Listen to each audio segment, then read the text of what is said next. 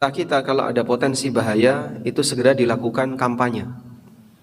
Misalnya awas bahaya penyakit A, awas bahaya penyakit B, sampai ditempel di mana-mana. Tujuannya apa? Mengenalkan kepada masyarakat akan potensi bahaya itu. Karena kalau orang tidak kenal potensi bahaya, dia bisa jadi sasaran korban dari bahaya itu. Kita kalau masuk ke daerah yang di situ keselamatan sangat dihargai, seperti beberapa tempat tambang gitu ya, mereka kan punya slogan safety first ya, selamat itu yang utama dan yang pertama. Nah, kita kalau masuk ke situ harus ada briefing dulu. Briefing, kemudian dijelaskan di area ini apa saja potensi bahaya. Di sini ada binatang buas, di sini ada listrik, di sini ada apalagi lubang, di sini apa. Itu dijelaskan. Kenapa perlu ada penjelasan seperti itu? Karena kalau orang tidak tahu potensi-potensi bahaya, bisa jadi dia terjebak di dalamnya tanpa sadar. Bahkan hal yang paling sederhana saja. Orang ngepel basah, maka yang membasahi punya tanggung jawab. Yang membasahi punya tanggung jawab memberitahu. Terus dipasangi segitiga kuning gitu ya. Ini wilayah basah, hati-hati kamu kalau lewat ini. Kalau dia nggak memberitahu sampai mencelakakan orang lain, bikin kepleset, jatuh dan seterusnya, yang disalahkan siapa? Yang lewat apa yang ngepel? Hah? Yang ngepel. Itu hal yang paling sederhana yang bisa kita lihat di masyarakat. Jika ada sesuatu yang bahaya, maka yang tahu dia punya tugas untuk memberitahu kepada yang lain, agar tidak membahayakan bagi yang lain. Nah, Nabi SAW mengetahui hal-hal bahaya itu.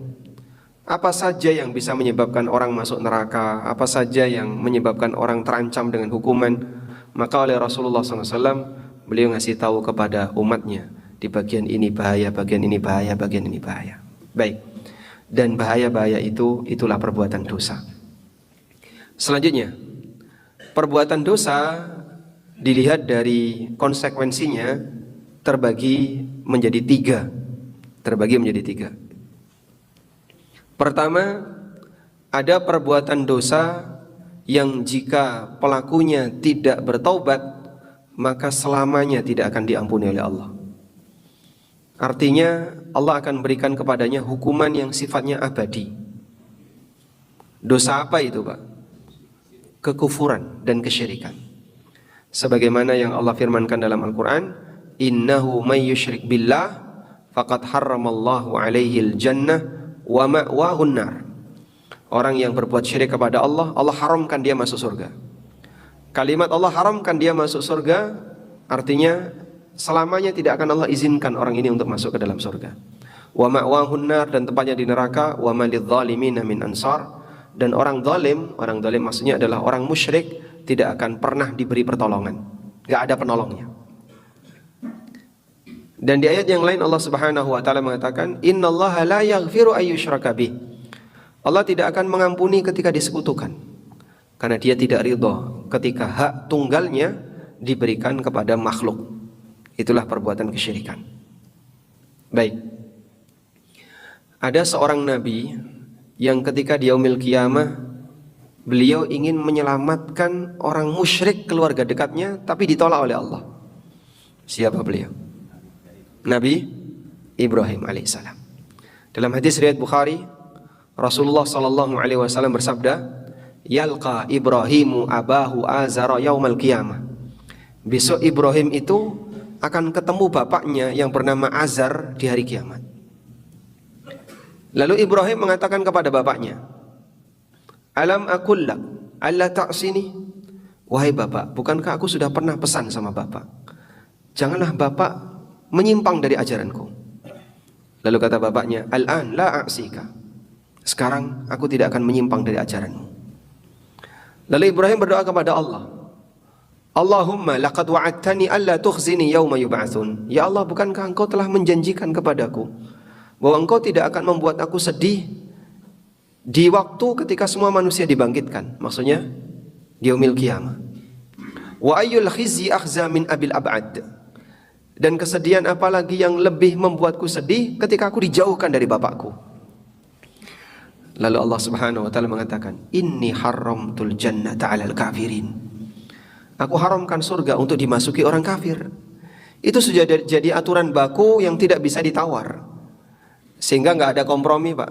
Aturan Allah, walaupun yang menawar itu seorang nabi yang dekat dengan Allah, nggak diterima oleh Allah ketika itu sudah menjadi aturan baku dari Allah Subhanahu wa taala.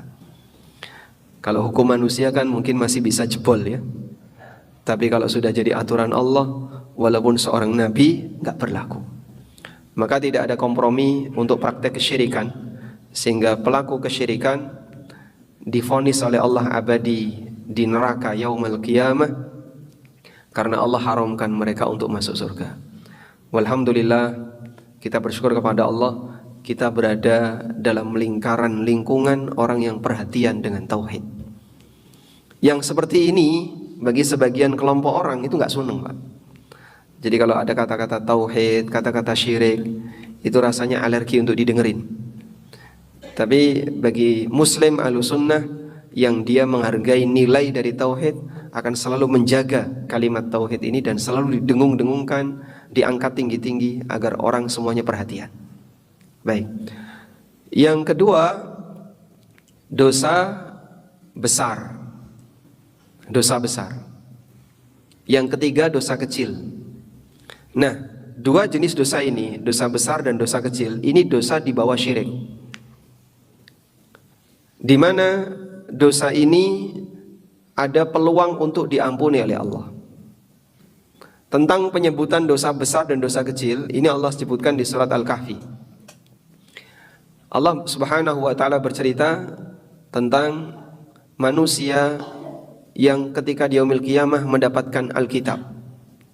Allah Ta'ala berfirman, "Wa taral mujrimina mushfiqina mimma fihi wa yaqulun ya wailatana ma li hadzal kitabi la yughadiru saghiratan wala kabiratan illa ahsaha." Pada waktu kitab itu diberikan kepada para pemiliknya, maka orang yang rajin berbuat dosa, dia ketakutan untuk melihat isinya. Dia ketakutan untuk melihat kitabnya. Dan mereka mengatakan, "Ya wailatana ma li hadzal kitab." Ini kitab apa? La yughadiru saghiratan wala kabiratan illa ahsaha. Gede cilik mlebu kabeh. La yughadiru saghiratan wala kabiratan illa ahsaha. Tidak membiarkan baik yang kecil maupun yang besar semuanya masuk. Ini kitab apa? Semua dosa besar maupun kecil dimasukkan ke dalam. Maka walaupun kecil ya, manusia akan melihatnya. Faman ya'mal mithqala dzarratin khairan yarah wa man ya'mal mithqala dzarratin syarran yarah. Sehingga jangan remehkan amal kecil, sebagaimana pula jangan remehkan dosa kecil. Karena semuanya akan masuk ke dalam kitab itu dan kita akan melihatnya. Nah, ini bukti bahwa di sana ada dosa besar dan ada dosa kecil. Karena itu isi dari kitab amal itu merangkum semua praktek dosa, yang saghirah maupun yang kabirah, yang kecil maupun yang besar. Baik. Lalu ada pertanyaan, bedanya apa Pak antara dosa besar dan dosa kecil? Apa bedanya antara dosa besar dan dosa kecil? Nah, bedanya begini. Untuk dosa kecil, dia bisa terhapus dengan amal soleh. Seperti sholat 5 waktu, puasa Ramadan, Jumatan, dan seterusnya. Nabi SAW pernah bersabda, "As-salawatul khams, wal jum'ah ilal jum'ah, wa ramadhanu ila ramadhana, mukaffiratun lima bainahun majtunibatil kabair." Antar salat 5 waktu, Ramadan dengan Ramadan berikutnya, Jumatan dengan Jumatan berikutnya, bisa menghapus dosa-dosa, bisa menjadi kafarah untuk maksiat yang dilakukan di antaranya, majtunibatil kabair, selama dosa besar dijauhi. Jadi yang namanya amal soleh bisa menghapus dosa, tapi ini berlaku untuk dosa kecil. Ini berlaku untuk dosa kecil. Demikian pula musibah, rasa sakit, dan kondisi tidak nyaman yang kita alami, itu juga bisa menghapus dosa. Sebagaimana yang disebutkan dalam hadis riwayat Bukhari Muslim, Nabi sallallahu alaihi wasallam pernah bersabda, "Ma yusibul muslima min nasabin wala wasabin wala hammin wala ghammin wala adzan hatta syauka yushakuha." Apabila seorang muslim mengalami sakit, capek, bingung, resah, sedih dan seterusnya, sampai duri yang nancap di dirinya, illa kafarallahu biha min khatayahu, maka Allah akan jadikan itu sebagai kafarah untuk dosa-dosanya. Allah akan jadikan itu sebagai kafarah untuk dosa-dosanya. Bapak pernah sakit, Pak? Pernah. Kalau sakit perasaannya, Bapak? Sedih. Baik. Fisiknya sakit, perasaannya sakit. Lebih sakit mana? Sakit perasaan atau sakit fisik? Hah? Lebih sakit perasaan. Masya Allah. Jadi orang sakit, terus perasaannya sakit. Lebih sakit perasaannya daripada badannya. Gitu Pak. Pernah sakit Pak? Pernah. Saat Bapak sakit, lebih sakit mana? Badannya atau perasaannya? Dua-duanya. Masya Allah. Berarti badannya demam, perasaannya demam juga. Bisa nggak kita sakit salah satu? Sakit badan nggak sakit perasaan? Hah? Bisa nggak sakit badan tapi nggak sakit perasaan, itu bisa nggak? Raiso mas gitu ya. Wangel ya. Nah, caranya gimana? Kita cuma sakit badan, badannya demam, badannya sakit, tapi perasaannya nggak sakit. Ada nggak caranya Pak? Ketika sang hamba meyakini sakitnya ini menghapus dosa. Jadi walaupun dia cuma berbaring, tidur, selimutan, dia tidak sholat, dia tidak puasa, dia tidak beramal, tapi dia merasakan sakit, itu dosanya rontok. Begitu batinnya dilatih, dosa-dosamu hilang. Sudah kamu jangan sedih, berbahagialah karena dosamu berkurang. Maka dia cuma sakit badan tapi tidak sakit perasaan. Cuman kan orang sering melupakan yang kedua ini. Makanya ketika dia sedang sakit badan, sakit perasaan, dan perasaannya lebih menyakitkan daripada badannya. Sehingga orang yang sakit jadi lama sembuhnya karena perasaannya melu loro, perasaannya sakit. Apa yang menyebabkan orang itu sakitnya makin parah? Nyun sewu Pak Dokter wonten teng mriki. Apa yang menyebabkan orang itu penyakitnya makin parah? Salah satunya apa? Psikis. Jadi psikologi dia yang semakin tidak karuan, yang tertekan, gula darahnya naik, perasaannya melu naik, akhirnya tambah munggah kabeh. Susah untuk diturunkan. Baik. Nah, itulah karakter dosa kecil. Jadi dosa kecil itu bisa hapus dengan ibadah, dengan musibah, dengan sakit, bahkan capek yang kita alami, itu bisa menghapuskan dosa. Karena itu ketika kita ditakdirkan oleh Allah, kadang sakit, kadang sehat, Allah berikan kesempatan bagi kita untuk menghapus sebagian dosa. Selanjutnya, lalu kalau dosa besar gimana? Kalau dosa besar tidak bisa hilang dengan itu. Tapi dosa besar hilang jika pelakunya tobat. Hilang jika pelakunya tobat. Allah Ta'ala berfirman, "In tajtanibu kaba'ira ma tunhauna anhu nukaffir ankum sayyi'atikum." In tajtanibu kaba'ira ma tunhauna anhu. Kalau kalian menjauhi dosa-dosa besar yang dilarang untuk kalian lakukan, nukaffir ankum sayyi'atikum, maka kami akan berikan kafarah untuk dosa-dosa kalian. Kami akan hapuskan dosa-dosa kalian. Sehingga Allah persyaratkan, kalau dosa besarmu mau hapus, kau harus taubat. Bagaimana Pak kalau nggak taubat? Nah, nanti di akhirat dosa besar ini disebut oleh para ulama tahtal masyiah. Tahtal masyiah. Tegasnya pripun Pak? Maksudnya gimana itu? Tahtal masyiah. Di bawah kehendak Allah. Allah berkehendak untuk mengampuni, sebagaimana Allah berkehendak untuk tidak mengampuni. Terus kalau tidak Allah ampuni, berarti yang bersangkutan berhak dihukum meskipun tidak abadi. Berhak dihukum walaupun tidak selamanya. Baik. Selanjutnya, lalu seperti apa perbedaan batasan dosa besar dan dosa kecil itu? Dan berapa jumlahnya? Ibnu Abbas radhiyallahu anhuma itu pernah ditanya, Kalau saya tanya dulu ya, sebelum saya bacakan Ibnu Abbas. Sebutkan dosa-dosa besar. Diurutkan saja dari mulai yang paling mana ya. Ya, ini satu-satu. Syirik tadi sudah, bukan di luar. Membunuh, zina, apa? Durhaka kepada orang tua. Pripun, Pak? Sumpah palsu. Makan riba. Lari dari perang. Minum khamar. Ghibah. Judi. Namimah. Molimo. Nggih. Kalau kita kenal molimo ini kurang banyak sebenarnya. Ibnu Abbas pernah ditanya, Al-kabairu sab'un. Apakah dosa besar itu jumlahnya cuma 7? Jawab Ibnu Abbas, hiya ila sab'ina aqrab. Ya kurang lebih 70. Kurang lebih 70. Itu yang disebutkan oleh Ibnu Abbas. Nah, kemudian ada juga para ulama yang mengumpulkan buku khusus yang isinya kumpulan dosa besar. Ensiklopedi dosa besar. Di antaranya adalah kitab Az-Zawajir karya Ibnu Hajar Al-Haytami.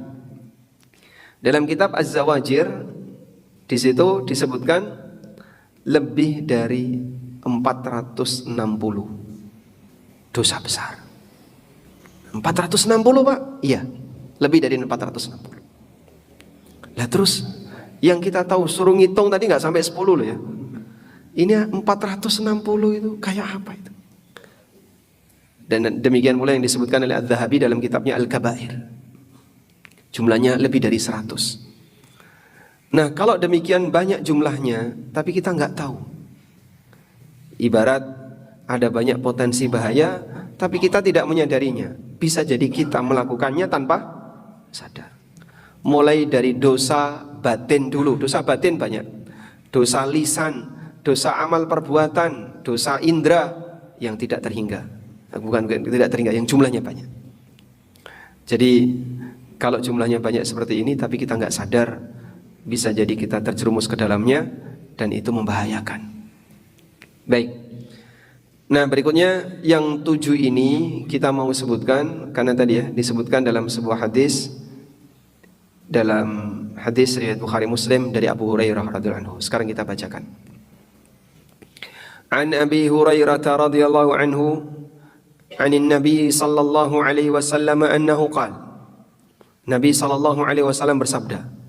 Mari kita simak sabda Nabi sallallahu alaihi wasallam dengan seksama sebagai bentuk penghormatan terhadap sabda beliau. Ijtanibus sab'al mubiqat. Qalu ya Rasulullah wa ma hunna?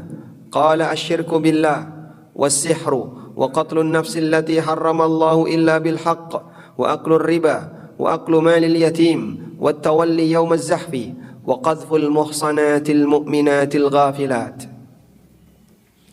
Ijtanibus sab'al mubiqat. Jauhilah 7 dosa yang membinasakan. Jauhilah 7 dosa yang membinasakan.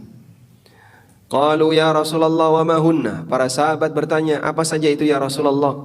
Qala, beliau bersabda, asyirku, pertama syirik. Yang kedua as-sihru, sihir.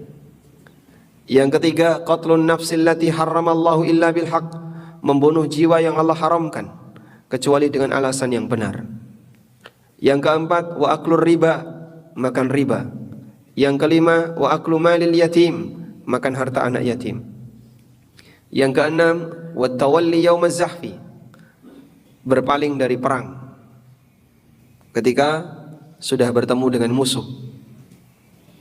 Yang ketujuh, wa qadhful muhsanatil mu'minatil ghafilat, menuduh zina seorang wanita mukminah yang tidak punya kepikiran untuk berbuat zina. Baik, bisa diulang, Pak? 1, syirik. 2, sihir. 3, membunuh jiwa yang tidak berhak. Yang keempat,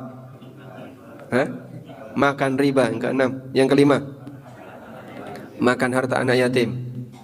Yang keenam, lari dari medan perang. Yang ketujuh, menuduh wanita mukminah berbuat zina. Baik, walhamdulillah. Kalau menghafalnya insya Allah gampang. Sekarang bagaimana penjelasan rincinya?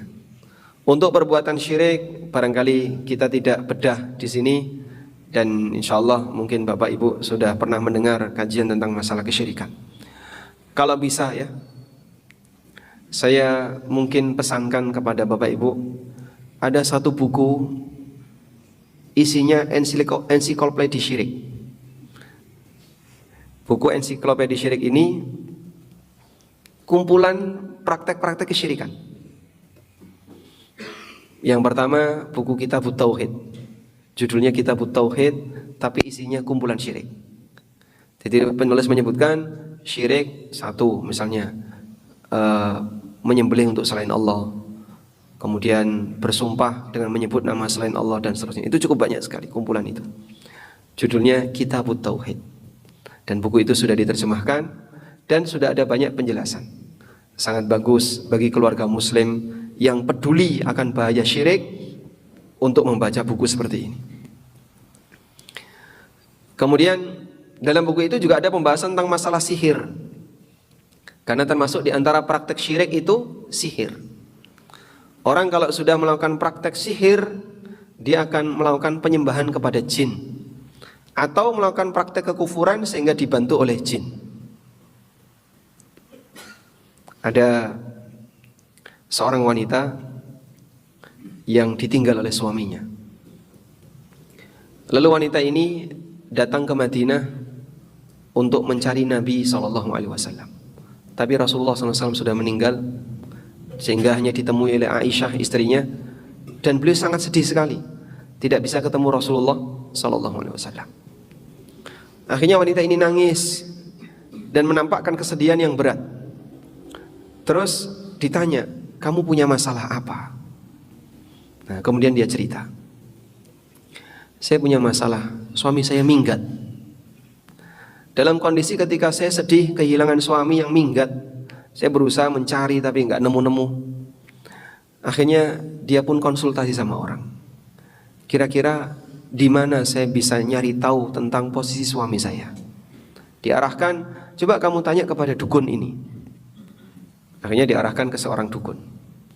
Nah, kemudian dukun ini mengajarkan, kalau kamu mau, kau bisa aku ajari ilmu seperti yang aku miliki. Caranya gimana? Tidak susah. Cukup kamu masuk ke ruangan itu, kencing di situ. Terus dia pun masuk ke sebuah ruangan. Jadi syaratnya nggak berat, cuma masuk saja ke ruangan itu dan kamu kencing di situ. Akhirnya wanita ini masuk ke ruangan itu, tiba-tiba dia lari. Terus ditanya sama si dukun, apa yang kamu lihat? Saya nggak lihat apa-apa. Berarti kamu belum melakukannya. Kamu belum melakukannya. Syaratnya belum kau penuhi. Balik lagi, balik. Lalu dia masuk ke ruangan tadi, dia lari lagi ketakutan. Kamu lihat apa? Saya belum melihat apapun. Berarti kamu belum melakukannya. Kalau emang serius lakukan, kenceng aja di situ. Akhirnya dia beranikan diri, dia kencing di situ. Tiba-tiba dia melihat seperti kuda terbang ke atas. Akhirnya dia menghadap kepada dukun tadi. Kau lihat apa? Aku lihat seperti ada kuda yang terbang ke atas. Itulah imanmu. Imanmu sudah hilang. Imanmu sudah hilang. Sekarang kau sudah punya kehebatan, kesaktian. Jadi betul dia dibantu oleh jin. Ketika dia melempar biji atau apa begitu, tiba-tiba tumbuh. Akhirnya dia bisa tahu posisi suaminya. Nah, di saat itu dia sedih karena dia kehilangan iman. Maka dia ingin tobat, datang ke Madinah untuk menyatakan tobatnya. Dia telah jadi penyihir sekarang. Tapi dia ingin bertobat dan kemudian ingin konsultasi kepada Nabi Sallallahu Alaihi Wasallam. Nah, itu contoh bahwa orang bisa jadi penyihir dalam waktu sekejap. Ternyata yang dikencingi itu Al-Quran. Yang dikencingi Al-Quran. Dan ada kisah seperti ini terjadi di Indonesia. Jadi ada orang yang dia punya ya kesaktian, ilmu kanuragan atau apa. Dan dia banyak dikunjungi orang. Sampai ada orang yang penasaran. Si bapak ini setiap kali mau melayani pasien itu pasti masuk ke dalam ruangan dulu. Setelah dia keluar, tiba-tiba dia punya kesaktian tertentu. Akhirnya ada orang yang penasaran, dia pengen lihat di ruangan itu ada apa.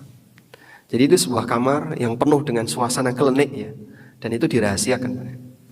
Ternyata di dalam kamar itu ada WC, dan pijakan WC itu Al-Quran.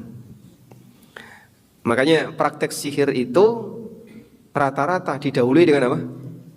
Kekufuran. Jadi kalau pengen bisa sihir ya caranya kayak gini dulu. Didahului dengan kekufuran. Ada yang nulis Quran pakai darah haid, pakai najis ya. Kemudian dicelup ke dalam air terus diminum. Wah, nanti akan punya kesaktian. Jin akan membantu yang seperti ini. Setan membantu orang-orang yang seperti ini. Oleh karena itu, kenapa ini masuk dalam salah satu praktek dosa besar?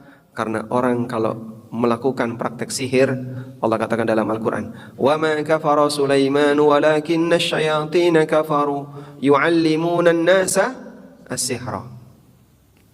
Setanlah yang kafir, karena setan mengajarkan manusia praktek sihir. Caranya manusia diajak untuk melakukan perbuatan kekufuran, lalu setan mau membantunya.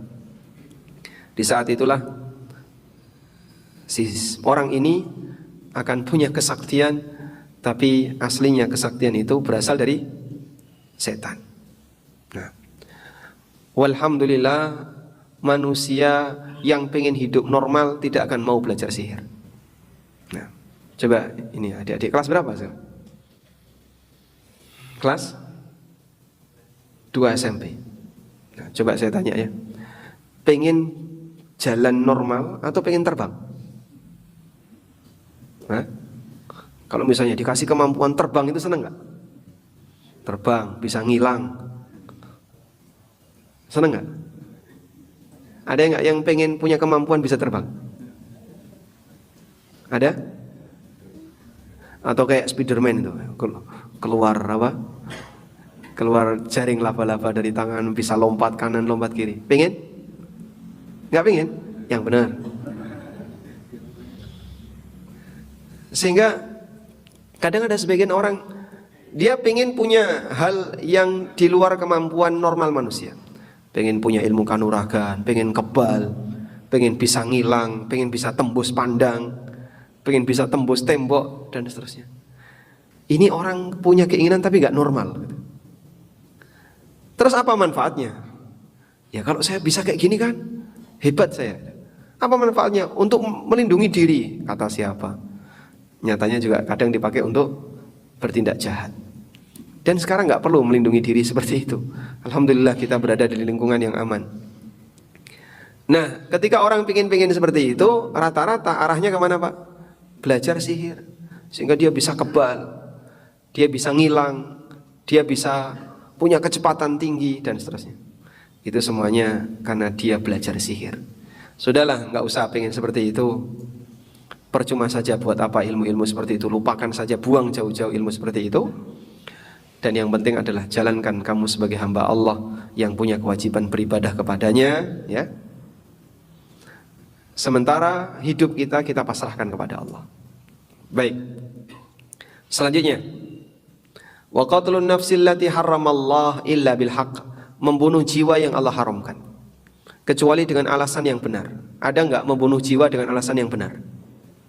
Contohnya Pak? Ya, dalam perang. Contoh yang lain, kisos. Sehingga Allah Subhanahu wa ta'ala bolehkan kisos. Allah jadikan itu sebagai syariatnya. Walakum fil qisasi hayatun ya ulil albab. Dalam praktek kisos itu ada sumber kehidupan, wahai orang yang berakal. An-nafsu bin nafsi wal ainu bil aini. Kemudian wasinnu bisinni wal juruha qisas. Jiwa balas jiwa, mata balas mata. Sampai pun luka itu ada kisasnya. Sehingga keadilan ketika ada orang yang bertindak jahat kepada orang lain, dia dibalas yang semisal. Kalau kemudian praktek seperti ini ditegakkan, maka orang tidak akan berani sembarangan bertindak jahat kepada orang lain. Awas ada konsekuensinya. Kamu membunuh orang ya nanti kamu dibunuh. Saya enggak dengan nyawamu, ya saya yang dengan nyawa saya. Maka jangan kau ganggu nyawa orang lain. Begitu ya. Itulah yang dimaksud walakum fil qisasi hayatun. Dan begini Pak, hukuman bunuh itu tidak identik dengan radikal. Karena semua negara itu punya. Amerika itu hukuman bunuh banyak. Dan yang dihukum bunuh banyak. Di Eropa hukuman bunuh itu juga banyak. Dan yang dihukum juga banyak. Di negara yang lain banyak. Maka kalau ada orang yang mengesankan hukuman bunuh itu kayaknya radikal, di negara-negara kafir juga banyak hukuman bunuh. Kursi listrik itu nggak ada di Indonesia ya? Ada nggak kursi listrik? Nggak ada. Di Indonesia ada? Nggak ada. Adanya di mana? Di Amerika. Di Amerika hukuman bunuhnya itu kalau nggak tembak kursi listrik. Kalau di Indonesia kan cuma tembak. Di sana ada yang bentuknya kursi listrik. Sehingga orang yang punya pelanggaran tertentu yang kemudian oleh negara layak divonis hukum bunuh, ada yang dibunuh dengan kursi listrik. Baik. Karena itu membuat kesan bahwa hukum kisos itu radikal ini salah alamat ya. Banyak negara yang menerapkan hukum-hukum bunuh dan orang juga tidak akan mencurigai itu sebagai praktek radikalisme. Selanjutnya, wa aklur riba, makan riba. Makan riba ini dosa besar. Bahkan Allah Subhanahu wa taala berikan ancaman perang ketika di yaumil qiyamah. Sebagaimana yang disebutkan dalam ayat, fa illam taf'alu fa'dhanu biharbin minallahi wa rasulih. Kalau kalian tidak mau meninggalkan riba, umumkan perang dengan Allah dan Rasulnya. Maka riba sekecil apapun hindari Pak. Dan mohon maaf ya, semakin jauh dari zaman Nabi, praktek riba itu semakin merajalela. Sehingga dibenarkan oleh sebagian orang, lalu dibela-bela untuk membuat kesan bahwasanya itu boleh, padahal aslinya dosa besar. Dan orang bicara riba dimusuhi yang lain. Ada satu buku yang saya tulis ya. Alhamdulillah buku ini sudah beredar lebih dari 20.000 eksemplar. Judulnya Ada Apa Dengan Riba. Sekitar tahun 2018 buku ini sudah beredar lebih dari 15.000. Dan setelah itu masih cetak-cetak ulang. Ya kurang lebih sekitar 20.000-an sudah edar. Buku Ada Apa Dengan Riba ini sempat dinyatakan oleh seseorang, buku ini saya nggak berani baca. Dia takut untuk membaca buku itu karena dia khawatir terpojokkan ketika membaca isi buku itu. Dan model seperti ini sekarang mulai banyak disemarakan orang. Pokoknya bunga bank itu bukan riba. Padahal ada fatwa MUI yang mengatakan bunga bank riba. Demikian pula fatwa Majelis Tarjih. Salah satunya ada yang mengatakan bunga bank itu riba. Cuman mulai dilupakan. Dan mungkin kita perlu mengenali riba lebih detail ya, agar jangan sampai terjerumus ke dalamnya sementara kita teriak anti riba dan kita sendiri pemakan riba. Berikutnya, makan harta anak yatim. Jelas ya. Sehingga harta anak yatim seharusnya dijaga, bukan malah didolimi. Selanjutnya, berpaling dari perang yang sudah berkecamuk. Lari dari medan perang termasuk dosa besar, karena itu pengkhianatan. Terus temanmu kau tinggal, kau lari temanmu kau tinggal, itu kan pengkhianatan. Maka kalau memang sudah terjadi perang, jangan mundur. Yang terakhir, menuduh wanita mukminah yang baik berzina. Tuduhan zina itu bahaya, dosa besar. Baik menuduh laki-laki berzina maupun menuduh wanita berzina. Seorang istri yang menuduh suaminya zina, dosa besar jika dia nggak punya bukti. Seorang suami yang menuduh istrinya zina, dosa besar. Anak yang menuduh bapaknya zina, dosa besar. Apa ada Pak kayak gitu Pak? Ini contoh kalimat bahaya, tapi kadang orang kurang perhatian. Ada seorang ibu-ibu menyampaikan ke saya bahwa dia dihalangi oleh anak tirinya untuk dapat warisan. Alasannya begini. Jadi bapak punya istri, meninggal istrinya, lalu dia nikah lagi dengan wanita yang lain. Terus suaminya ini, si laki-laki ini meninggal. Nah, anak-anaknya ini nggak mau ngasih warisan ke ibu tirinya ini. Alasan anaknya adalah pernikahan bapak tidak sah, sehingga ini bukan istri bapak. Terus saya sampaikan, siapa yang berani ngomong pernikahan bapaknya nggak sah, dia nuduh bapaknya zina. Warisan bapaknya diambil dan dia nuduh bapaknya zina. Mana ada anak yang lebih durhaka seperti itu? Ngawur dia ngomong. Padahal bapaknya sama wanita ini ya sudah hidup berkeluarga, yang tentu saja tinggal satu rumah, satu kamar, kan pasti sudah terjadi hubungan badan. Berani ngomong bapaknya nikahnya nggak sah dengan wanita ini, sama dengan nuduh bapaknya zina. Nah, itu kan ucapan ngawur kayak gitu.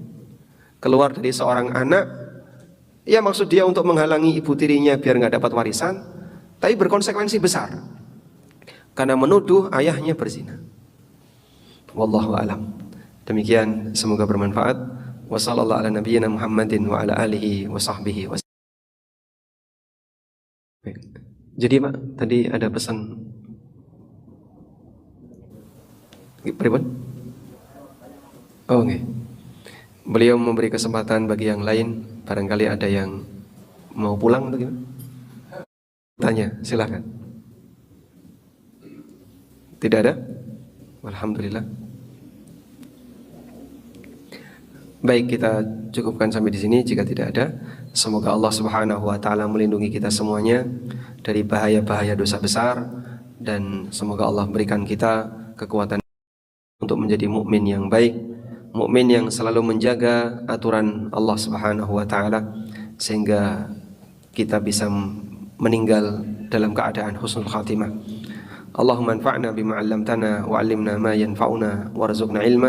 Allahumma inna nas'aluka fi'lal khairat wa tarkal munkarat wa hubbal masakin wa idza aradta bi'ibadika fitnah faqbidna ilaika ghaira maftunin. Rabbana atina fid dunya hasanah wa fil akhirati hasanah wa qina adzabannar. Wa sallallahu ala nabiyyina Muhammadin wa ala alihi wa sahbihi wa sallam.